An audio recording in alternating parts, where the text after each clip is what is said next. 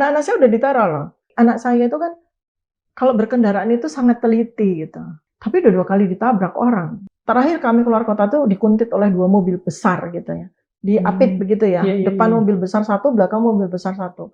Itu, nah itu yang bikin saya juga ini mitigasi risiko saya nggak jalan di sini. Jadi saya perlu pengawalan nih kalau keluar kota. Jadi udah sampai di situ. Apa sebetulnya bayangan yang Dok ada at glance di kepala tentang penjara, tentang jeruji?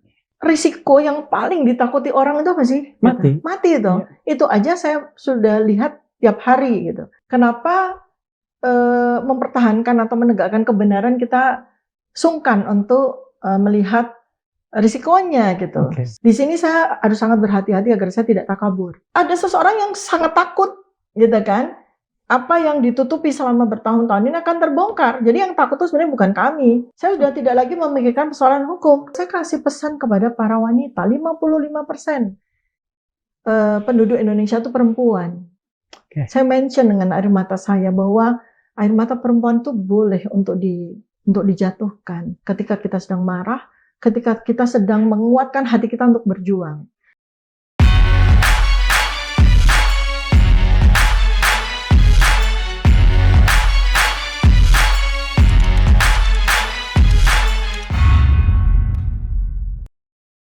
Bismillahirrahmanirrahim. Assalamualaikum warahmatullahi wabarakatuh.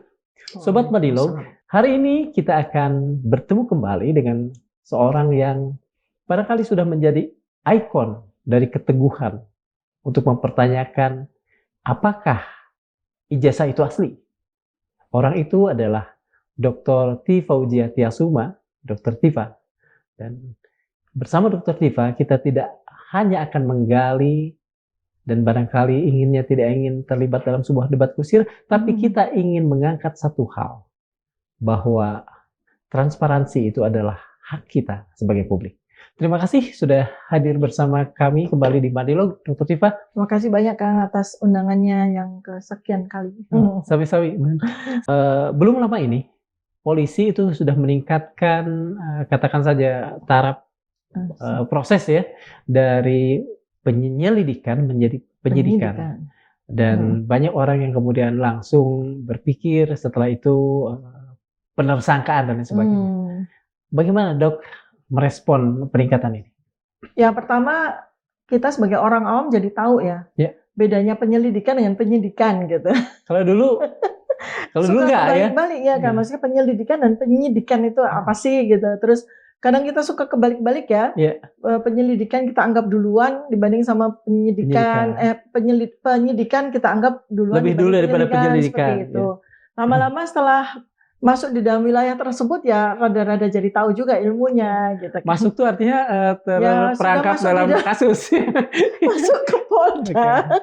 Masuk ke Polda sebagai saksi, kemudian diperiksa di BAP dan sebagainya. Itu sebuah pengalaman pertama dan ya jadi tahu kan. Paling tidak itu kita punya pengalaman tambahan gitu. Saya merasa beruntung karena saya punya pengalaman tambahan yang kelak itu akan menjadi sebuah catatan sejarah yang meskipun ini sebetulnya bagi banyak orang kan seolah dokter sedang berjalan menuju tebing yang lebih terjal. Penersangkaan. Ya, tebing nih kita bicara tebingnya. Betul. Saya suka membuat analogi gitu. Ada loh hobi yang konyol buat saya gitu. Panjat tebing. Hobi bukan panjat tebing, hobi yang konyol. Dan risikonya mati loh gitu. Itu apa? Permainan bungee jumping. Oke. Coba itu tuh apa sih yang didapat kecuali cuma lonjakan adrenalin sesaat, tapi risikonya luar biasa. Dan sebenarnya ya banyak kasus-kasus fatal dan kematian yang memang tidak diberitakan gitu kan. Seperti itu. Saya lalu berpikir, lah orang hanya untuk melakukan kekonyolan seperti itu aja dia mau dengan risiko mati. Ya. Kenapa mempertahankan atau menegakkan kebenaran kita sungkan untuk melihat risikonya gitu. Sementara ketika kita menjalani peristiwa seperti ini, di mana saya sebagai seorang peneliti sedang melakukan amanah yang diberikan Allah kepada saya gitu kan. Kan saya bukan orang lain, saya tidak punya profesi yang lain kecuali sebagai dokter peneliti gitu. Artinya kan saya sedang menjalankan fungsi saya sebagai peneliti dengan risiko yang bisa dimitigasi gitu kan.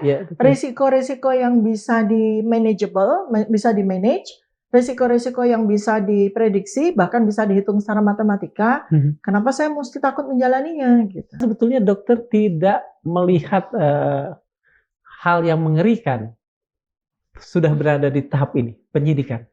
Ya mungkin karena gini ya, saya sebagai dokter, ya berpuluh-puluh tahun saya membantu mendampingi pasien, dan pengalaman saya adalah saya selalu berada pada sisi pasien-pasien yang near death disease gitu. Pasien-pasien yang sudah ditolak rumah sakit, pasien-pasien yang dokternya sudah di give up, dianya sudah give up, entah kenapa juga kemudian datang kepada saya, sehingga di mata saya itu kematian itu sangat terbaca begitu kan, dan akhirnya ya saya mesti menutupkan matanya pasien dan sebagainya. Sehingga risiko yang paling ditakuti orang itu apa sih? Mati itu. Ya. Itu aja saya sudah lihat tiap hari gitu. Dan saya mesti mendampingi orang sehingga dia ikhlas untuk menjemput kematian itu. Di sini saya harus sangat berhati-hati agar saya tidak takabur. Artinya begini, peneliti selalu punya sebuah jalan yang sangat terjal dan dia tidak bisa bercerita banyak. Contoh misalnya, saya pernah melakukan penelitian bertahun-tahun di sebuah desa kecil sekali di Nusa Tenggara Timur. Satu lagi di Papua, tapi yang saya paling ingat tuh di Nusa Tenggara Timur. Di situ tuh sangat sulit transportnya, dan saya kemudian harus berada di situ bertahun-tahun, dan situasi di mana saya bersendiri, tidak ada apapun, tidak ada akses apapun, itu sudah sering kali saya lalui gitu. Malam-malam gelap tanpa listrik, kemudian juga terputus juga sambungan dengan orang karena kita komunikasinya nggak ada dan sebagainya. Itu baru satu yang pengalaman yang sangat apa ya, selalu saya ingat gitu sebagai sebuah pengalaman yang indah. Padahal kalau waktu dijalani nggak indah, sama sekali nggak indah gitu. Sama sekali nggak indah gitu. Kita lanjutkan saja kalau gitu ya. Kalau dokter sendiri kan kelihatannya sudah mengikhlaskan segalanya, termasuk soal maaf tadi risiko tertinggi dari manusia tadi. Tidak harus saya katakan. Tapi bagaimana dengan keluarga? Dokter kan punya anak, keluarga gitu punya ya. Suami. Ya sebetulnya kan mereka juga sudah lihat kan ibunya itu dalam profesinya yang dulu kan juga pejuang gitu. Kan anak-anak saya juga sudah biasa saya tinggal. Ini mudah-mudahan Allah tidak membaca saya sebagai sebuah sikap yang takabur ya gitu. Kalau takut ya takutlah. Selalu takut gitu kan. Ya semua orang juga takut kan. Menghadapi pemandangan jeruji besi dan sebagainya. Jangankan masuk ke penjara, orang baru masuk ke Polda aja udah gemeteran gitu. Kalau mau jujur ya. Tapi kan harus dihadapi. Harus dihadapi. Kenapa? Sekali ini saya sedang melakukan sebuah langkah yang sulit, tetapi ini insya Allah di Sirot Al-Mustaqim. Jalan kebenaran gitu. Adakah momen yang paling tidak begini, membuat dokter sedikit terpaku, sedikit tercekat ketika misalnya ada satu pernyataan dari suami atau satu pernyataan dari anak? Ya, pasti anak ya. Anak itu kan hanya kekhawatirannya gitu kan. Dia kan anak-anak udah besar ya, sudah sedikit melampaui masa dewasa, terutama yang bungsu gitu. Dia tuh hanya sepertinya setelah saya coba ulik apa yang ada di dalam benaknya, itu dia merasa tidak suka dengan situasi ini karena dia tidak bisa bantu ibunya gitu loh. Dia tidak bisa berbuat apa-apa terhadap ibunya. Ibunya ini putri atau putra? Putra. Jadi dia merasa bahwa saya ini sebagai anaknya ibu, saya nggak bisa bantuin apa-apa ketika ibu saya berjuang. Saya hanya bisa memandangi dari jauh, dan itu yang membuat dia tuh sesak. Bukan karena dia takut kehilangan ibunya sementara waktu atau enggak, tapi dia merasa bahwa ini saya anaknya ibu, saya anak laki-laki. Tapi ketika ibu ini sekarang sedang berjuang dalam perjalanan ini, saya nggak bisa nemenin beliau gitu.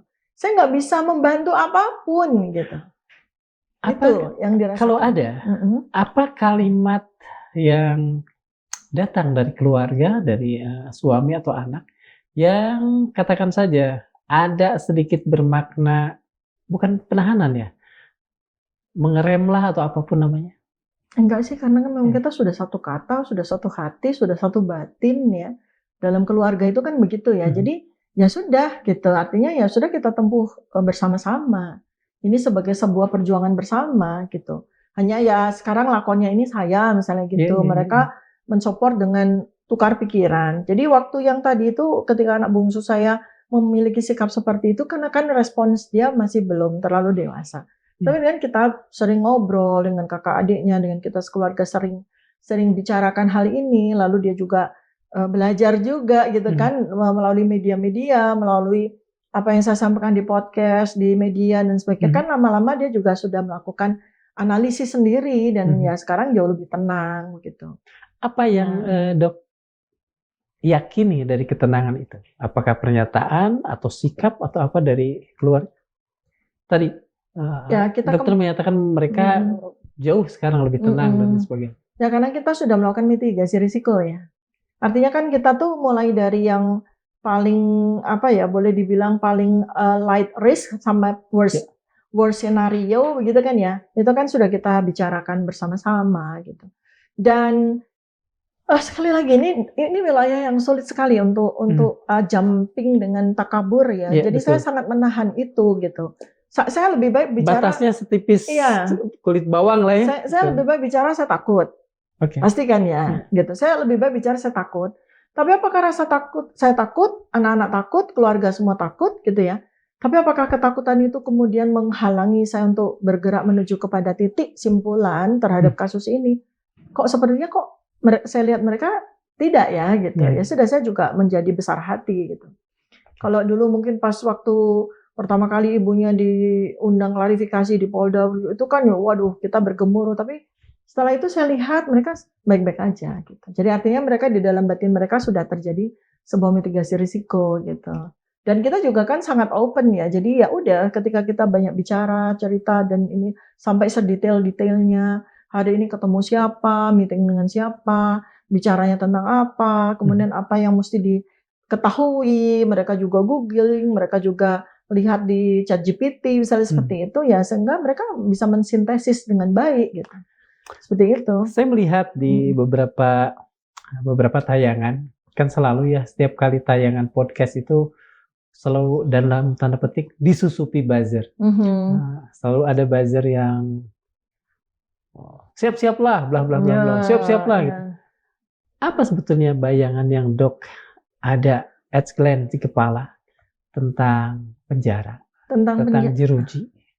Ya sebetulnya kan dalam hidup kita yang sudah menempuh sudah menempuh separuh perjalanan itu kan banyak sekali kan pengalaman-pengalaman kita. Betul. Yang bahkan mungkin lebih mengerikan gitu, yang nggak bisa dibagikan. Dan misalnya saya selalu bilang kepada pasien-pasien saya, kepada orang-orang yang berkonsultasi kepada saya, baik dalam sisi ilmu dari sisi penyakit maupun dalam banyak sekali ilmu gitu, banyak sekali kondisi.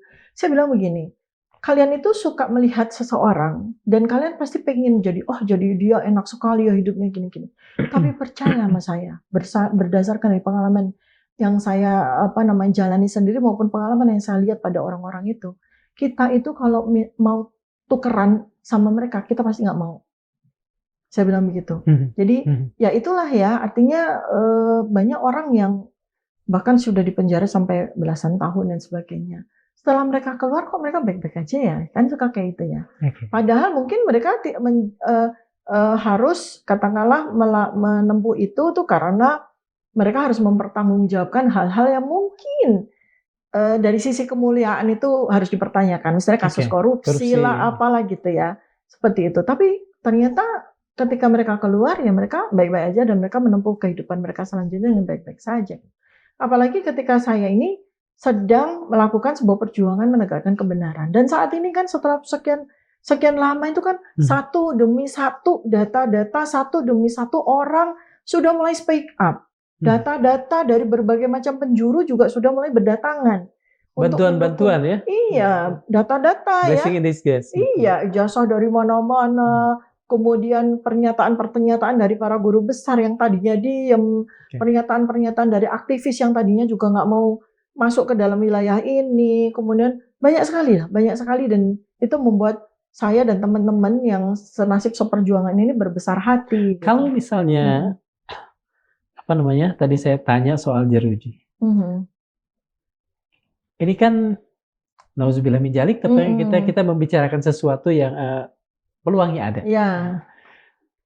Apa yang kira-kira akan dokter lakukan di hari-hari pertama, nauzubillah min dzalik, berada di tempat itu? Sebenarnya bukan saya tidak mau memikirkan, justru saya sangat memikirkan itu kan.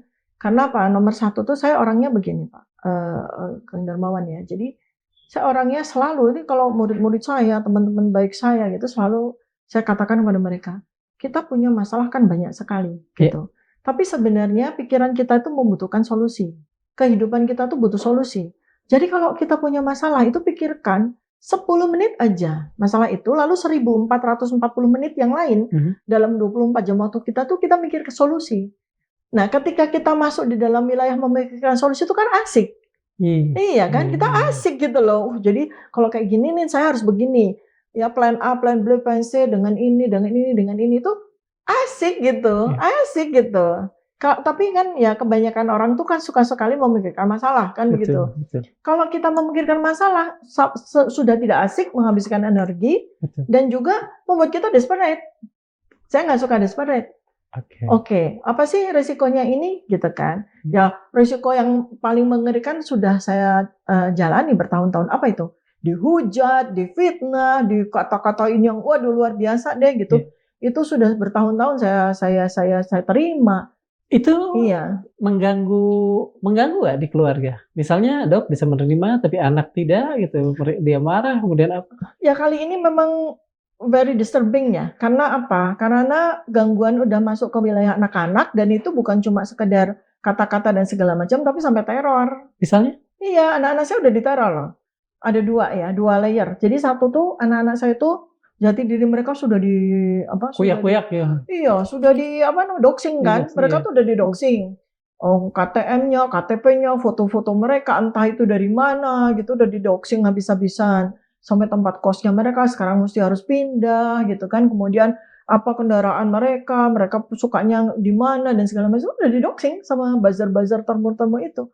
Dan terakhir kali adalah diteror dengan ya ini saya nggak tahu ya, ini koinsiden aja gitu. Tapi anak saya itu kan kalau berkendaraan itu sangat teliti gitu.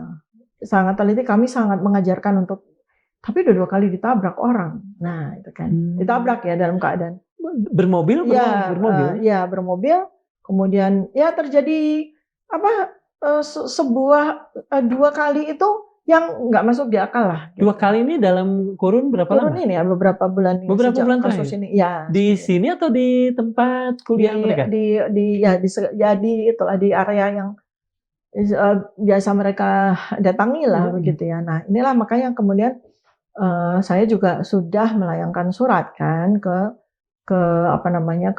KPAI gitu kan. Saya juga sudah sekarang ini di masa-masa sekarang saya sudah melayangkan surat ke Komnas HAM sudah ke Komisi 3 DPR, layangan sudah perlindungan saksi LPSK sudah. Ada di antara mereka yang dengan segera merespon? Oh ya, mereka sudah merespon, tinggal nanti untuk beberapa komisi ya, dari Komisi 3, Komisi 1 sampai Komisi 10 itu mereka sekarang ini sedang pembicaraan untuk RDP. Ya, kemudian untuk Komnas HAM kami juga sudah akan ditindaklanjuti, kemudian saya juga berpikir karena saya pun juga diteror, saya mungkin juga. Apa yang dok alami? Anak-anak kan ditabrak ya mobilnya. Kalau dokter? Ya kalau saya lebih kepada teror verbal ya, dan ada 1 kali ya, baru 1 kali lalu agak khawatir juga karena saya kan kalau pergi kemana-mana keluar kota kan nggak pakai pengawalan gitu. Jadi saya terakhir kami keluar kota tuh dikuntit oleh 2 mobil besar gitu ya, diapit begitu ya, depan mobil besar 1, belakang mobil besar 1. Itu, nah itu yang bikin saya juga ini mitigasi risiko saya nggak jalan di sini, jadi saya perlu pengawalan nih kalau keluar kota. Jadi udah sampai di situ, makanya. Di daerah mana dok? Adalah, jadi di biasa yang saya kan punya beberapa titik ya, belum sampai keluar Jawa, tapi saya kan ada beberapa titik binaan yang setiap saat itu selalu saya datangi. Apa yang mereka lakukan? Ini mobil dok, ini mobil besar 1, ini mobil dok, ini apa yang mereka lakukan? Ini nggak jadi motif nih nanti kita. Jadi motif mereka. Enggak, saya pikir hanya untuk elaborasi aja. Ya, sebenarnya ketika sedang menjalani itu ya, itu nggak ada rasa takut gitu kan. Tapi setelah kita pikir, saya sama tim ya waktu itu, kita ternyata gitu. iya gitu, karena sangat-sangat aneh gitu. Jadi ya kita diikuti, kemudian mereka berganti-ganti begitu tuh, 2 mobil tuh berganti-ganti, kemudian ketika saya coba ngilang begitu, mereka ternyata nunggu di bahu jalan gitu-gitu. Seperti itu. Jadi mungkin pada saat itu tarafnya sedang teror. Ditulis nggak ininya, nomornya? Nah itu kan karena kita nggak berpikir bahwa itu ada sesuatu di situ kan. Jadi ya cuma ini aneh juga ya, kok dia begini terus ya sama kita. Saya di sisi kanan, dia juga ngikut kanan, saya di tengah, dia ngikut tengah, dan mereka berganti-ganti begitu loh. Kebetulan kendaraannya yang besar itu Pajero dengan Fortuner begitu ya. Itu yang satu merah, yang satu hitam, yang satu putih, itu gantian kan. Seperti itu. Pertama-tama kita asik karena saya seneng balap kan. Iya. Lama-lama kok aneh sih yang kita dia ganti-gantiannya seperti itu. Jadi mungkin tarafnya masih teror ya, tarafnya masih menakut-nakuti. Mudah-mudahan seperti itu. Jadi ini sih ini ya, sekali lagi nih tipis sekali bedanya antara percaya diri yang berlebihan dengan takabur. Saya sangat takut. Jadi saya lebih baik sekarang tuh berpikir, saya takut aja deh gitu. Takut tetapi tidak menghalangi apa yang saya rasakan ini menjadi sebuah amanah untuk dikemukakan. Ini Dok, saya pernah ingat pada perjumpaan kita yang pertama, dokter bertanya pada saya, bagaimana sih kondisi di penjara?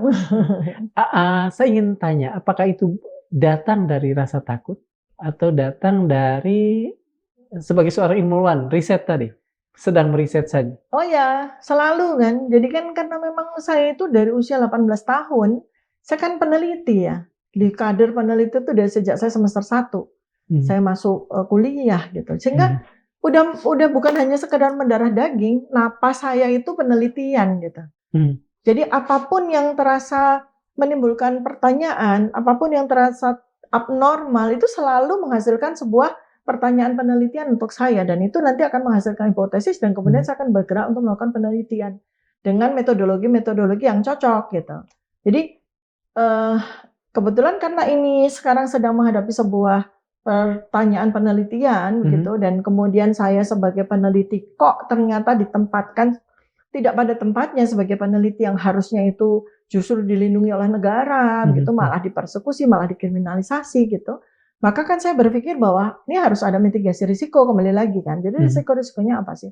Kebetulan pas kita ketemu, Akang cerita kan bahwa pernah gitu kan mengalami hal seperti ini ya. Tentu saja langsung saya studi observasional kan.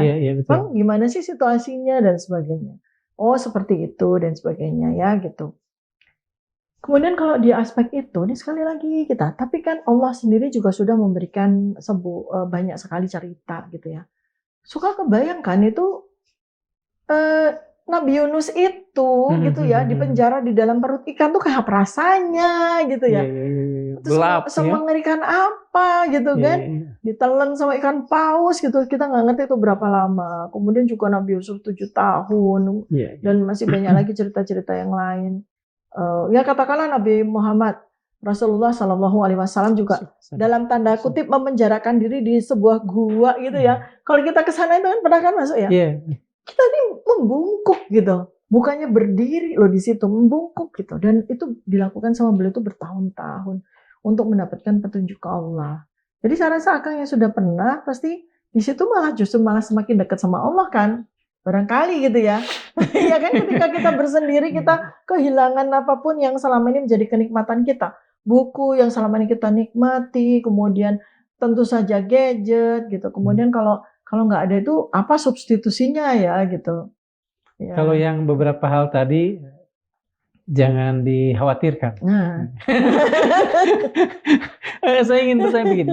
Dalam perjalanan sekian banyak, orang kan tidak harus menangis karena takut. Kadang-kadang orang menangis karena kesendirian. Karena bahkan perasaan menjadi pejuang pun kan kadang-kadang. Pernah nggak air mata Dok menetes dengan alasan, atau mungkin bahkan tidak dengan alasan? Pernah? Lebih kan ini, saya tuh nangis air mata saya itu sebagai seorang perempuan itu sukar dipahami laki-laki ya. Perempuan itu menangis karena marah loh, bukan karena sedih, bukan karena takut, bukan karena perasaan yang gimana, enggak. Nomor satu alasan perempuan, nomor satu kalau dia sampai meneteskan air mata menangis itu karena dia marah. Marah, frustrasi, kecewa kan. Itu kan ada beberapa waktu yang lalu saya menangis ya katakanlah di depan umum, di depan sebuah mimbar televisi begitu ya. Kemudian banyak lah saya hitung itu laki-laki semua itu yang katakanlah menghina saya atau ini. Mereka kan tidak tahu. Sekarang gini, laki-laki itu kalau ditanya lihat istrinya di rumah nangis pasti nggak suka, bukan jadi sedih. Ini wanita, perempuan juga harus tahu ya. Laki-laki itu tidak suka melihat perempuan menangis, itu kan mereka tidak tahan. Ya kan? Tidak tahan kan? Tidak tahan melihat perempuan menangis gitu loh. Ya kan? Kan seperti itu ya. Nah, sehingga ketika saya menangis di depan publik begitu, ya kebanyakan laki-laki tidak suka melihat, itu tanda kelemahan dan sebagainya. Bukan. Saya marah. Karena saya ini peneliti, sedang melakukan penelitiannya untuk menjawab pertanyaan dari masyarakat, malah saya diperlakukan seperti ini. Dan situasinya juga sangat tidak bagus gitu kan. Sehingga saya marah, yang ada itu saya marah. Tangisan yang jadi itu tangisan kemarahan, bukan tangisan yang melankoli atau enggak, marah gitu. Terus kemudian apa? Mengapa marah? Ya karena kan hinaan atau hujatan dan segala macam itu kan selalu di penjara ya gitu kan, pakai baju Shopee gitu kan, apa namanya tuh rompi orange gitu dan sebagainya. Si berat lah kalau generasi kita dulu gerombolan si berat. Iya kan sekarang kan pakai baju Shopee itu kalau yang baju baju Shopee orange ya, orange kan, baju Shopee itu kan orange gitu, bakal di ini nih, bakal membusuk di penjara kayak gitu-gitu. Itu bukan bikin saya jadi takut, bikin saya marah. Saya lagi memperjuangkan kebenaran. Dengan dasar kemarahan itu, bagaimana saya sebut Anda dok, menilai orang-orang seperti itu, yang bertepuk tangan untuk katakan saja, orang bertepuk tangan untuk katakan untuk kedukaan orang, kesedihan orang, bagaimana? Ya, karena kan kita tahu toh bahwa mereka itu IQ-nya 58, jadi ya maklum aja gitu. Kan mereka IQ-nya 58. Jadi memaafkan juga ya? Iya, artinya bukan memaklumi ya. Memaklumi, Ya kan marah sama orang yang IQ-nya cuma 58 kan ya percuma juga gitu. Tapi perlu dong untuk meletupkan kemarahan. Satu lagi adalah bahwa saya kasih pesan kepada para wanita, 55% penduduk Indonesia itu perempuan. Saya mention dengan air mata saya bahwa air mata perempuan itu boleh untuk dijatuhkan ketika kita sedang marah, ketika kita sedang menguatkan hati kita untuk berjuang. Jadi yang kedua adalah selain untuk mengungkapkan kemarahan, dua adalah untuk memperkuat hati kita. Jadi air mata keluar itu untuk memperkuat hati kita justru. Allah memberikan karunia, itu air mata itu untuk meluapkan sesuatu. Apapun. Dalam sebuah puisi pernah dikatakan bahwa air mata itu bisa berubah membatu. Mungkin begitu ya? Iya, air mata itu membuat jantung kita jadi batu. Iya. Maka Allah itu memberikan karunia dalam bentuk air mata. Memang untuk ditumpahkan, bukan untuk ditahan. Ya kan? Ketika apa? Yang kedua saya bilang, saya berpesan kepada perempuan, kalian tidak usah merasa ragu untuk mengeluarkan air mata kalian ketika hati kalian ingin dikuatkan. Karena dengan mengeluarkan air mata hati kita menjadi kuat. Seperti itu. Itu jenis yang satu lah. Pernahkah mengalami jenis yang lain? Ketika di rumah, ketika malam-malam di keheningan. Ya. Satu lagi, sebetulnya tempat air mata yang paling penting itu di sajadah. Ketika kita merasa bahwa pada malam saya senang sekali, itu malam yang terbaik itu adalah sekitar jam 2:30. Ya. Itu pada saat itu ketika kita masih ada di atas sajadah, kita kan merasa bahwa Allah itu begitu dekat. Memang tidak bisa kita lihat dengan mata kita, tapi terasa sekali kehadirannya. Itu udah nggak usah disuruh tuh air mata udah banjir aja. Itu sering. Oh ya, saya bukan setiap hari ya, tapi saya mengusahakan diri saya setiap malam tuh nggak kehilangan tahajud. Kenapa? Karena saya merindukan itu loh. Masa itu tuh masa yang sangat sempit, di mana sama sekali nggak ada suara gitu ya. Itu, saat di mana Allah tuh benar-benar hadir. Kalau dengan anak-anak, pernah nggak misalnya tiba-tiba dok merasa seperti hari ini nih, saya tiba-tiba air mata jatuh tanpa alasan, tapi ada anak kemudian merespon, pernah begitu? Enggak, anak-anak tahu kalau saya menangis, itu saya pasti sembunyi ke kamar mandi kah atau ke kamar pribadi saya itu karena saya marah sama mereka. Oke. Mereka tahu. Jadi anak-anak saya itu kalau saya udah menangis begitu, waduh, Marah gitu ya. maaf, minta maaf kayak gitu. Karena mereka tahu bahwa air mata saya itu keluar karena saya marah. Saya nggak bisa membentak mereka, saya nggak bisa. Saya hanya mengeluarkan kemarahan saya itu dengan air mata. Dok, kita kembali pada soal pertanyaan yang pernah diajukan pada saya, yang kemudian saya amati itu sebagai sebuah bentuk keingintahuan tentang kondisi penjara. Kondisi di dalam penjara seperti apa? Pernah nggak juga mencari lewat cara lain? Kan banyak buku tuh, buku Pak Arswendo juga, buku Mas Ahmad Taufik, banyak buku lah. Buku Pak Rahardi Ramelan kan bercerita tentang penjara. Pernah membaca buku-buku seperti itu sebagai bentuk apa ya? Mungkin pencarian lah untuk persiapan. Oh, enggak harus ini karena gini. Pikiran saya, otak saya ya harus benar-benar saya gunakan untuk memecahkan masalah ini, memecahkan persoalan ini. Bukan kepada bagaimana nanti nasib saya, seperti apa itu saya antisipasi, bukan.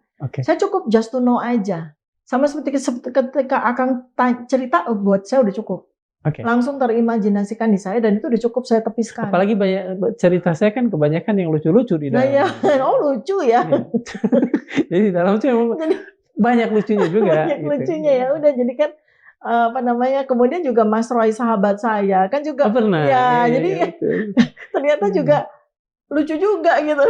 Jadi bukan itu ya. Sekali lagi maksud saya adalah referensi saya cukup Akang sama Mas Roy udah cukup. Nah, itu saya sisihkan karena saya nggak mau terjebak di dalam melankoli saya memikirkan nasib saya dan itu juga afirmasi yang kurang bagus. Betul. Saya lebih baik mengafirmasikan diri saya bahwa ini kasus akan melampaui sebuah kemenangan kebenaran karena ini penting sekali buat sejarah bangsa ini.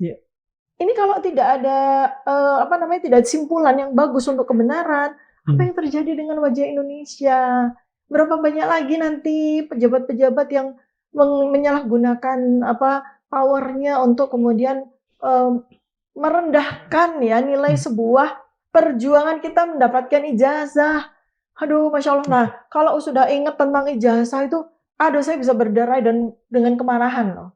Karena kita sama-sama kan merasakan saya kuliah di Gajah Mada di S1 kan yang paling susah ya dibanding S1, S2 dan S3 begitu. Akang juga merasakan di Unpad itu. Aduh, S1 rasanya, saya, cuma S1. Jadi S2 belum pernah alami. Paling parah itu S1. S2, S3 kita udah banyak pengalaman sehingga itu bisa dilalui dengan relatif mudah. S1 itu kan Masya Allah. Masih ingat-ingat malam-malam tanpa tidur.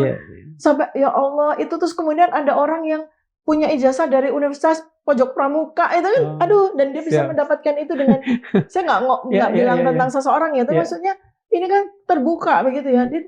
Apakah itu nanti yang akan menjadi sejarah bangsa ini? Anak-anak di salah satu kios yang sudah terbakar di Pojok Pramuka mereka katakan dengan sangat ada ya di sebuah YouTube gitu. Jadi tuh kita ini kan langganannya anak-anak orang kaya yang nggak mau kuliah susah itu. Jadi kita yang bikinin skripsinya. Sampai kemudian ternyata mereka juga tetap nggak bisa lulus, ya udah kita bikinin ijazahnya. Masya Allah, ya Allah, itu kan cerita-cerita itu, Masya Allah, gitu kan. Padahal saya bertahun-tahun berkantor di deket situ loh, di Salemba kan, di UI gitu. Nggak ngerti loh itu. Saya taunya cuma di situ tuh tempat untuk bantu skripsi dulu, bantu ketik skripsi atau kalau kita punya sesuatu yang harus diketik secara manual kita masih bisa ke situ. Nggak ngerti sama sekali bahwa ternyata Masya Allah luar biasa apa yang terjadi di situ dan ini adalah makarallah ya. Saya bilang ini Allah melindungi, menyelamatkan bangsa kita dengan membongkar karena bisa jadi ternyata bukan cuma UPP aja, jangan-jangan ada spot di tempat lain yang kita belum terbongkar nih gitu kan. Dokter kan mengatakan bahwa beberapa waktu berselang dan belum terlalu lama, dokter menemukan bukti transkripsi yang lain, dokumen lain tentang jurusan kehutanan UGM angkatan 85. Kalau boleh, apa itu isinya? Ya saya alhamdulillah itu juga nggak saya cari, nggak saya minta. Ya saya belum sempat untuk announce ke media Publik, sosial atau ke publik bahwa saya cari, enggak.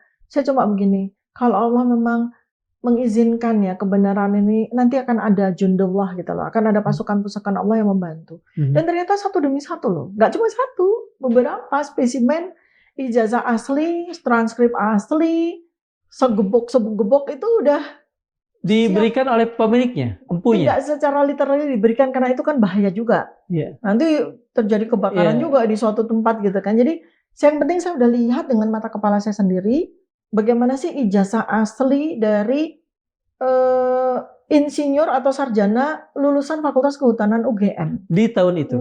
Iya. Di angkatan itu? Iya. Ada yang tahun 1985, ada yang 1983, ada yang 1986, dan itu semua sama. Formatnya sama. Sama juga dengan yang katakan saja ada yang diperiksa Bareskrim. Sebentar, kita kalau mau bicara Bareskrim, kita lihat yang fotokopi yang dipresentasikan aja kan. Saya bergerak di situ aja. Jadi yang dinyatakan asli oleh Bareskrim adalah fotokopi ijazah itu. Dan dari situ kan samar-samar kita bisa melihat detail-detailnya. Ternyata beda 180 derajat dengan ijazah asli yang saya lihat dengan mata kepala saya sendiri. Apa misalnya perbedaannya kalau publik boleh tahu? Ya, sebenarnya ini menjadi bagian dari perjuangan saya. Kalau mudah-mudahan kasus ini dihentikannya, nggak sampai persidangan, ya kan? Tetapi ini kan adalah sebuah perisai ya, sebuah instrumen yang diberikan Allah tanpa harus saya minta. Allah membantu dengan sekian banyak orang sudah menyediakan dokumen mereka untuk dilihat begitu oleh dan saya. didokumentasikan juga. Ya, tentu saja saya dokumentasikan begitu, kemudian saya pelajari di situ. Kalau iya ijazah seseorang itu adalah fotokopian yang dipresentasikan oleh Bareskrim di tanggal 22 Mei 2025 itu, ya beda sekali. Apa bedanya, Dok? Banyak. Banyak ya, contoh ya yang kasat mata aja. Semula kan kita tidak pernah terpikir ya tentang hal. Yang jelas adalah, karena kan saya peneliti, banyak juga kan dokumen-dokumen yang perlu saya verifikasi, bukan ijazah. Dalam penelitian-penelitian saya yang belasan puluhan tahun itu. Jadi mata saya itu udah terbiasa dengan detail. Saya kan orangnya attention to detailnya tuh tinggi sekali, jadi nggak bisa gitu loh. Contoh misalnya materai. Pada kurun waktu tertentu materai itu harus bernilai berapa rupiah sih? Gitu. Nah ternyata kok beda. Itu kan fatal karena materai itu kan bersifat undang-undang kan ya. Seperti sekarang materai yang sekarang Rp10.000 misalnya gitu kan. Ya pada masa itu berapa? Saya nggak mau sebutin. Beda gitu. Beda ya. Beda. Terus ada detail-detail yang, karena saya juga. Sementara yang diberikan oleh oleh relawan, bukan relawan, orang yang sukarela ini. Sukarela. Itu sama mereka. Sama di usia tahun yang sama ya, sama mereka gitu. Yang ini 10.000. Misalnya contoh yang contoh aja ya, pakai uang sekarang materainya 10.000, yang ini 5.000 gitu loh. Lah kan nggak mungkin kan, karena undang-undang kan nggak mungkin. Materai. Kalau boleh lah 2 lagi lah. Apa lagi dong? Jadi gini. Jadi saya tuh bangga sekali dengan UGM. Yang kemarin sempat kecewa gitu. Kenapa sih UGM kok terlibat dalam masalah ini gitu. Saya jadi bangga dengan melihat ijazah tersebut. Karena ijazah itu dibuat sedemikian rupa paripurna gitu ya. Yang membuat ijazah itu sangat sulit untuk dipalsukan. Ijazah asli UGM itu. Ternyata. Iya. Saya baru menyadari itu. Padahal saya punya ijazah ya. 2 lagi, S1, S2 dari UGM. Tapi melihat ijazah ini tuh saya bangga sekali dengan UGM. Jadi mereka itu sangat detail itu. Detail. Memang evilnya kan di sana. Iya. Evilnya di sana kan. The evil is in detail. Detail itu nggak bisa dipalsukan. Karena itu harus menggunakan mesin cetak yang mahal sekali. Saya kan penulis ya. Saya udah menulis beberapa buku dan buku saya itu premium. Saya menggunakan teknik-teknik layering sedemikian rupa sehingga buku saya nggak bisa dipalsukan. Contoh misalnya itu baru premium ya. Kalau pertama terus. Jadi misalnya contoh ini kan sebenarnya similar, analogi sama buku saya. Buku saya itu saya color. Jadi nggak putih. Buku saya itu saya color dan orang nggak tahu kalau colornya itu 4 kali. Nah, udah ya. Habis itu ada beberapa ornamen tertentu gitu yang disarankan oleh percetakan untuk mengamankan sehingga buku saya tidak mungkin dipalsukan. Ada pengamanan tertentu di dalam teknik apa namanya baru bicara kertas loh, baru bicara kertas. Jadi ada rahasia-rahasia tertentu. Nah, itu dilakukan juga di ijazah UGM. Jadi saya bangga sekali. Nah, tetapi pada bundel yang lain yang oleh relawan yang lain, nah baru saya nemu nih. Jadi pada kurun waktu sekitaran tahun 75 mungkin lebih tua dari 75, tapi saya ambil aja antara 1975 sampai 1985 lah gitu ya. Ternyata UGM itu masih mengeluarkan 2 jenis ijazah. Jenis ijazah? Iya, ijazah sarjana dan ijazah sarjana muda. Dan baru di antara tahun 82 ke atas mereka transisi kan. Masing-masing fakultas itu tidak bersamaan menutup prodi program sarjana mudanya. Jadi itu transisi karena zaman dulu ayah ibu saya kan lulusan UGM juga. Zaman-zaman apa BSC kayak gitu ya. Iya, zaman dulu memang ayah ibu saya kan lulusan Universitas Gadjah Mada juga. Jadi mereka punya dua jenis ijazah. Karena mereka harus menempuh sarjana muda dulu, baru kemudian sarjana. Jadi punya 2 ijazah. Nah, itu pada lulusan yang kurun waktu 1975 sampai 1985 mereka masa transisi. Sehingga ada yang masih menempuh sarjana muda dan kemudian ke sarjana, ada yang langsung sarjana. Jadi ada gitu. Nah, kalau kita lihat dari presentasi Bareskrim yang orang yang bernama Joko Widodo itu kan dia melingkari forum registrasinya itu SM bukan sarjana muda. Dan itu konsisten. Pada registrasi pertama ketika masuk dia melingkari sarjana muda. Kemudian ketika registrasi tahun kedua itu dia juga melingkari SM lagi. Juga. Artinya yang bersangkutan ini adalah mahasiswa sarjana muda kan gitu. Nah, balik lagi kepada temuan saya dari relawan, satu lagi relawan. Mereka suami istri, mereka itu punya yang istrinya adalah sarjana muda, suaminya adalah sarjana. Sama-sama di fakultas yang sama, saya nggak sebutin fakultasnya apa. Nah, disitulah saya baru tahu, oh ini yang lebih mudah dipalsukan ini sarjana muda. Yang lebih mudah. Karena tidak ada banyak-banyak. Iya, pengamannya itu tidak separipurna yang sarjana, yang ijazah sarjana. Dan begitu saya lihat materinya langsung sama gitu ya? Materinya tuh ternyata bukan materi sarjana yang di jadi itulah ya rangkaian-rangkaian dari data-data paling baru. Saya tidak akan menyebut sarjana ijazah siapa, tapi ijazah yang dikatakan asli oleh Bareskrim itu dokter yakini sebagai palsu atau dokter lebih yakini sebagai ijazah sarjana muda? Lebih pada dugaan aja ya, dugaan ya, karena ini kan sekarang kan banyak witness ya, banyak seperti misalnya Pak Betor Suryadi yang sangat confident, bahkan hari ini juga beliau mengatakan 1000% ijazah itu dibuat di pasar pramuka. Beliau yang mengatakan 1000% ijazah ini yang dipolemikan ini dicetak di pasar pramuka ya, bukan di Gadjah Mada. Di situ kemarin pada media yang sebelumnya saya katakan saya bahagia sekali karena ternyata dari semua saksi-saksi maupun eyewitness ya yang menyaksikan dan kemudian juga sudah speak up ini menunjukkan bahwa UGM tidak terlibat pada proses dugaan pemalsuan ijazah.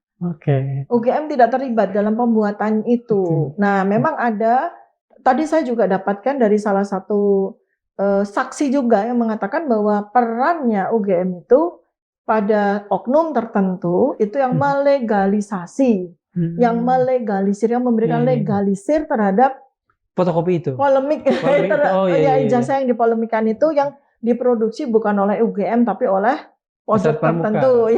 Ya itu kan ada nih. Jadi ini domain publik ya. Saya berlandaskan kepada referensi ini bukan dari saya.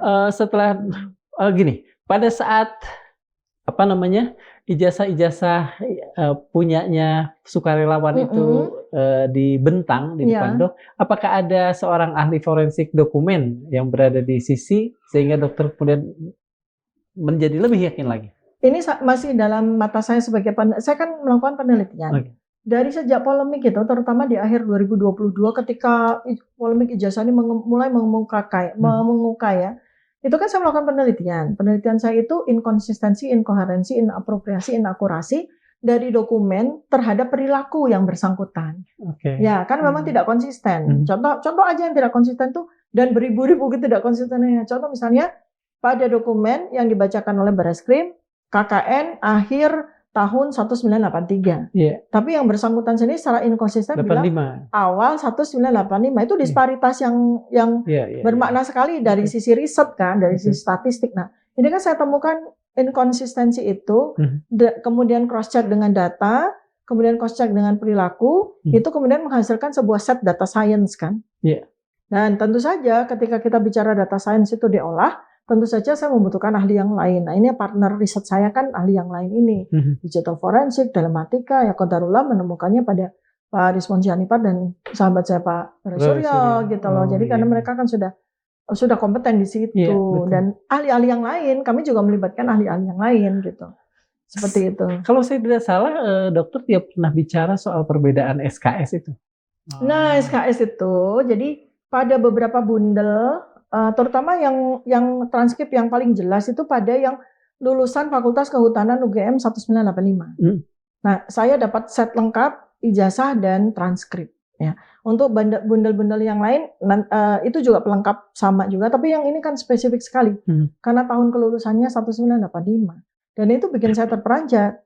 Tapi juga saya jadi bahagia. Kenapa? Pada saat konferensi pers Barreskrim itu 34 dokumen yang dipresentasikan oleh Barreskrim itu salah satu yang bikin saya tuh saya nggak nyaman itu melihat dari transkrip nilai yang dipresentasikan. Karena saya begini, saya kan lulusan UGM juga. Saya nggak pernah melihat transkrip yang serombengan itulah gitu loh, sejelek itulah gitu loh. Lah ya? Ya jelek sekali gitu penampilannya gitu, nggak seperti itu transkrip. Penampilan dari atau dokumen. angka? Enggak, penampilan dari dokumen. Saya lihatnya pada dokumen itu gitu. Nggak mungkin ini transkrip nilainya Universitas Gadjah Mada tuh nggak mungkin, nggak seperti ini. Saya cuma belajar bahwa ternyata masing-masing fakultas punya kebijakan, tapi ada peraturan yang baku tentang bentuk dari transkrip. Dan saya sangat tidak nyaman dengan transkrip yang di. Apa misalnya kebakuan itu? Ya, kebakuan itu misalnya transkrip nilai itu cuma 1 lembar bolak-balik sesuai dengan jumlah mata kuliahnya. Itu di UGM seperti itu. Jadi yang baku tuh bolak-balik ya? Ya, artinya itu mata kuliah pertama di semester pertama sampai di semester terakhir. Ya, itu kan dalam satu urutan seperti itu karena kertas yang digunakan tuh F4 folio pasti tidak cukup sehingga pasti bolak-balik kan untuk sarjana. Dan jumlah SKS-nya untuk lulusan Fakultas Kehutanan UGM 1985 itu 161 SKS. Itu yang kedua itu yang bikin saya juga terperanjat. Ini ada 2 lembar transkrip. Yang satu tuh jumlahnya 122 SKS dengan IPK 2,05. Satu lagi adalah 88 itu di Tubir SKS. Jurang juga tuh ya, 2,05. Iya, di Tubir Jurang kan, 88 dengan IPK 3,05. Ya, kalau dijumlahkan 210 SKS, udah masuk master itu atau malah nyerempet ke S3 tuh kan. Jadi ya kan, terus kemudian seandainya lembar pertama transkrip itu adalah sarjana muda, itu masih masuk akal. Ya around 120 sampai 130 gitu kan. Dan itu zaman dulu ya? Iya, zaman dulu ya. 120 untuk sarjana muda. Nah, terus IPK-nya menempuh 122 SKS, IPK-nya 2,05. Artinya apa? Peraturan UGM mengatakan ya bahwa sarjana muda pada masa itu, sekarang udah nggak ada. Pada masa itu yang ingin meneruskan ke sarjana untuk melengkapi kesarjanaannya tuh IP-nya harus 2,50, 2,5. Jadi kalau dia hanya mendapatkan 2, nggak bisa ke sarjana, ya sudah selesai dia keluar dan dia bisa bekerja dengan sarjana muda itu. Ijazah sarjana mudanya yang jauh lebih simpel gitu ya, yang palsuable gitu dibandingkan sama yang sarjana. Itu jadi ini kan sebenarnya telak sekali. Dari semua penelitian penyelidikan penelitian lah ya, jangan penelitian. Dari semua penelitian ini, apa kesimpulan dokter kecuali yang tadi bahwa yang itu palsu bisa? Ada kesimpulan lain? Saya itu sekitar bulan April itu simpulan saya baru 55% 55, 45 begitu ya. Terus kemudian di bulan Juni itu Juni kemarin itu sampai di level 85%. 80%. Ya. Iya kan? Oke. Apa namanya? 85% apa nih? 85% tidak yakin, 85% yakin. Taraf kepercayaan 85% bahwa ijazah ini tidak asli. Tidak asli, oke. Yeah. Kalau sekarang ya 99,9, artinya taraf kepercayaannya kan 0,01. Tinggal 1/1000 lagi ya? Iya, karena penelitian tidak boleh kan? Iya, betul. Kebenaran manusia itu setinggi apapun tetap relatif. Ya. Betul. Kebenaran absolut 100% hanya milik Allah. Ya, itu kita nggak boleh. Itu tetap menyisakan 0,01. Itu ya. Dan sebenarnya ketika sudah masuk di tahap 85%, sebenarnya kan urusan ijazah udah selesai sebenarnya. Sudah selesai, sudah bisa ditegakkan sebuah simpulan. Saya tidak ingin kemudian seperti memaksa dokter untuk mengomentari penelitian lain. Tapi mengapa, kalau boleh saya bertanya, mengapa misalnya Bareskrim dengan gampang mengatakan asli lah dan lain sebagainya? Sementara kata asli dari Bareskrim juga diterangkan nggak apa artinya? Otentik, identik, seperti itu kan yang sama dengan sekarang masih debatable. Jadi sebenarnya ada sebuah momentum pada saat saya diminta oleh TPUA untuk hadir sebagai saksi ahli di gelar perkara khusus. Kemarin? Ya, pada saat tanggal 9 Juli 2025 itu kemarin saya dihadirkan. Sebenarnya kan saya ada dua peran. Saya sebagai saksi karena saya hadir untuk melakukan studi observasi saya ke UGM tanggal 15 April, saya sebagai saksi ya. Kemudian saya juga diminta sebagai saksi ahli karena ada keahlian saya dalam bentuk penelitian ini kan.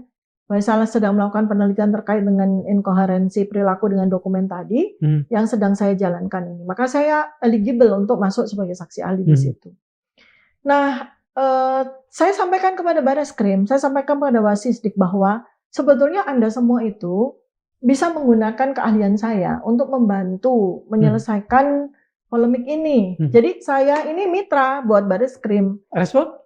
Terus kemudian saya sampaikan bahwa pada dokumen-dokumen yang dipaparkan dan itu menjadi sebuah simpulan, mohon maaf, ada beberapa yang harus dikoreksi atau ditambahkan atau dilengkapi, disempurnakan, dan saya bersedia Pak untuk dilibatkan. Saya begitu kan, gitu.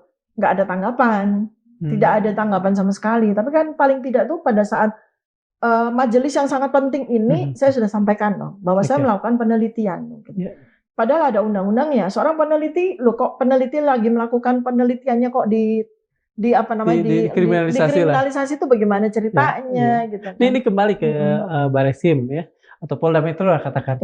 Apakah polisi pernah memberikan akses kepada dokter untuk memeriksa ijazah yang mereka punya itu yang ada di mereka? Terakhir kemarin saya memenuhi undangan klarifikasi untuk laporan yang kedua ya. Jadi bukan laporan yang pertama. Laporan yang kedua ini adalah kompilasi dari 5 laporan. Itu saya di ruang pemeriksaan saya sampaikan bahwa laporan yang kata ada 5 pelapor. Ada 5 tempat itu ya? Yang disatukan di Polda Metro Jaya. Nah, saya kan hadir tuh tanggal 11 Juli. Saya sampaikan gini. Saya keberatan untuk menjawab pertanyaan-pertanyaan itu karena untuk pada saat undangan klarifikasi ini yang paling penting itu adalah hadirnya ijazah. Hadirnya ijazah. Kalau nggak ada ijazah yang hadir di sini lah, saya mau menjawab apa atas pertanyaan-pertanyaan pemeriksa. Saya bilang apa begitu. Kemudian tanggapan? Ya, tidak ada tanggapan. Ya sudah ditulis saja kan di BAP kan bahwa saya berkeberatan karena ijazah seharusnya hadir gitu. Kurang lebih ya. Pernyataannya seperti itu. Harusnya kan ya hadir lah. Setidak-tidaknya apalah gitu kan. Entah itu foto atau apa. Dan yang dengan semua itu, apa penilaian dokter terhadap langkah-langkah seperti itu yang dilakukan polisi? Ya sebetulnya kita sudah tidak lagi di area hukum lah ya, karena ini sudah terlalu terang benderang, sudah terlalu jelas, bahkan awam pun sudah bisa melihat benang merah maupun simpulan dari polemik ijazah ini. Jadi ini hukum sebenarnya udah selesai menunaikan tugasnya, gitu kan. Nah sekarang kan tinggal penyelesaian tentang masalah ini tuh bagaimana. Itu sebenarnya yang saya pikirkan. Saya sudah tidak lagi memikirkan persoalan hukum. Karena ketika persoalan hukum ini masih dipersoalkan, katanya penyelidikan jadi penyidikan, whatever itu artinya ada seseorang yang sangat takut, gitu kan. Apa yang ditutupi selama bertahun-tahun ini akan terbongkar. Jadi yang takut itu sebenarnya bukan kami. Kalau saya sebagai peneliti pada polemik ini, udah selesai tugas saya. Tinggal saya sedang buat manuskripnya menjadi... Siapa seseorang itu, Dok? Ya tentu saja yang punya ijazah yang diduga tidak asli itu kan pasti ya. Apakah ketakutan itu yang kemudian memudahkan orang tersebut terpapar, apalah itu alergi lah apa? Mestinya ya, karena kan kita aja nggak nyangka begitu kan ya, keadaan itu seperti ini, serumit ini, dan bagaimana. Saya itu sibuk sekali 1440 menit hari-hari Mhm. saya itu sibuk. Bagaimana ini yang terbaik untuk bangsa ini? Yang saya pikirkan tuh itu. Bagaimana kita menyelesaikan polemik yang sangat rumit ini? Apalagi kalau ternyata pelakunya bukan saja satu orang. Iya, betul. Ternyata klien dari Universitas Pojok Pramuka itu ternyata banyak itu loh. Iya, dan Itu peluangnya besar sekarang ya. apa yang terjadi dengan bangsa ini itu yang saya pikirkan hari-hari saya. Iya. Tidak tidur saya bukannya memikirkan persoalan hukum, karena buat saya persoalan hukum sudah selesai. Oke. Jadi itu yang ini apa yang saya bergerak ke beyond ya, conventional Iya. thinking saya gitu. Buat saya selesai. Penelitian saya selesai, kemudian tinggal dimanuskripkan, tinggal dipublikasikan ke nasional maupun internasional, kan itu tugas. Tapi yang lebih dari itu tuh saya memikirkan bagaimana bangsa ini, masa depan bangsa ini tuh bagaimana, apa langkah terbaik. Nah, makanya saya bersurat kepada Komisi 1, 3, 10 bahkan gitu DPR, kemudian saya juga Komnas, LPS, LPS, saya ke Ombudsman, saya juga ke DPD, karena yang saya pikirkan itu. Oke. What next? Kita harus bagaimana dengan bangsa ini? Apakah menurut dokter pemerintah cukup peduli pada kasus ini atau bahkan pada nasib yang diancamkan pada dokter? Ya, kan sebetulnya soal kepedulian bisa saya hitung. Karena saya epidemiolog itu matematikanya kedokteran ya. Jadi segala sesuatu saya hitung. Pakai rumus Bayesian. Sikapnya presiden atau sikap pemerintah dalam hal ini secara kolektif itu. Mereka bukannya tidak peduli, belum peduli. Karena mereka masih memikirkan, mereka nggak ngerti harus bagaimana. Jadi mereka itu sebetulnya membutuhkan orang-orang seperti saya, para ahli ini, untuk membantu mereka mencarikan jalan keluar terhadap masalah ini gitu. Jadi saya masih berharap positif ya, karena ini matematikanya berbunyinya seperti itu. Jadi justru diam-diam dalam keheningan mereka sedang menunggu para ahli, banyak lagi saksi, banyak lagi relawan yang bersedia untuk memberikan dokumen-dokumen maupun melakukan penyempurnaan atas penelitian Dr. Tifa dan kawan-kawan. Itu mereka sedang menunggu. Nah, sampai pada masanya matang, sudah terkumpul banyak data, saya rasa pemerintah akan bergerak mencari solusi, karena ini solusinya solusi negara sih. Mengapa misalnya dokter sampai seoptimistis itu terhadap pemerintah yang dalam catatan banyak orang justru tidak peduli dengan ini? Karena kalau peduli mungkin mereka lebih cepat untuk bereaksi. Karena ada satu juga yang saya rasa itu, kalau kita bicara di sini lembaganya adalah presiden ya. Iya. Presiden ini kan terjerat masa lalu, masa lalu rezim lalu nih, dengan segala macam hal yang masih menjerat ya setelah 10 bulan gitu ya. Ini adalah termasuk backdoor-nya, ini termasuk solusinya sebetulnya. Yang salah satu solusi besar yang bisa digunakan oleh pemerintah sekarang untuk berlepas diri dari rezim lalu. Pemerintah atau presiden dalam hal ini tidak memanfaatkan momen ini? Karena memang belum tersedia cukup bahan. Jadi mereka akan menunggu sampai ini matang, masak, dan mereka mendapatkan manfaat tanpa mereka harus terlalu banyak berdarah-darah atau membuat banyak orang berdarah. Sebetulnya ini alami aja kok. Jadi alami aja, artinya kalau saya nih ya, mumpung ada kesempatan saya bilang, ini yang diperlukan adalah pengakuan, kemudian pertobatan nasional. Saya nggak mau bergerak di hukum, itu biar saja orang-orang yang berinterest di situ. Saya cuma clue-nya itu apa? Pengakuan, eksplisit maupun implisit. Implisit aja deh nggak apa-apa. Kemudian pertobatan nasional, kemudian apa langkah terbaik untuk menyelamatkan bangsa ini. Pertobatan nasional itu artinya meminta maaf pada seluruh warga gitu. Dan itu nggak ada masalah. Itu mengangkat harkat dan kemuliaan dari orang yang pernah bersalah, nggak ada masalah. Lalu seperti apa? Apakah beliau ditahan rumah untuk seterusnya for the rest of his life, atau kita minta evakuasi? Maafkan aja kan? Iya, seperti itu. Kalau saya itu lebih baik, karena itu akan menjadi sebuah catatan sejarah yang bagus. Bagaimana sebuah bangsa yang besar ini menyelesaikan polemik yang sangat rumit ini, gitu. Yang diperumit itu, sebetulnya. Terima kasih, Dok. Rumit. Setelah obrolan panjang ini, kita belajar satu hal. Kebenaran itu tidak selalu nyaman. Kadang ia membuat penguasa gelisah, kadang ia membuat rakyat ragu. tapi ia tetap kebenaran, dan hanya karena ia sulit diungkap, bukan berarti ia tidak layak diperjuangkan. The truth is not only violated by falsehood, it may be equally outraged by silence, kata Henry Frederick Amiel, filsuf Swiss abad ke-19. Kebenaran bisa dibungkam bukan hanya oleh kebohongan, tapi juga oleh diam yang disengaja. Dari sisi agama, Sayyidina Umar bin Khattab pernah berkata, "Janganlah kalian membungkam lisan yang berkata benar karena takut pada manusia. Sebab sungguh lebih layak kalian takut kepada Allah yang Maha Benar." Dan Rasulullah SAW juga bersabda, "Jihad yang paling utama adalah berkata benar di hadapan penguasa yang zalim." Hadis riwayat Abu Dawud, dan hadis ini sahih. Maka hari ini lewat dialog ini, kita tidak sedang melawan siapapun, makhluk bumi apapun namanya. Kita sedang menegakkan nilai yang lebih tinggi dari kekuasaan, kejujuran yang seharusnya menjadi milik kita bersama, milik publik. Assalamualaikum warahmatullahi wabarakatuh. Waalaikumsalam warahmatullahi Terima kasih. wabarakatuh.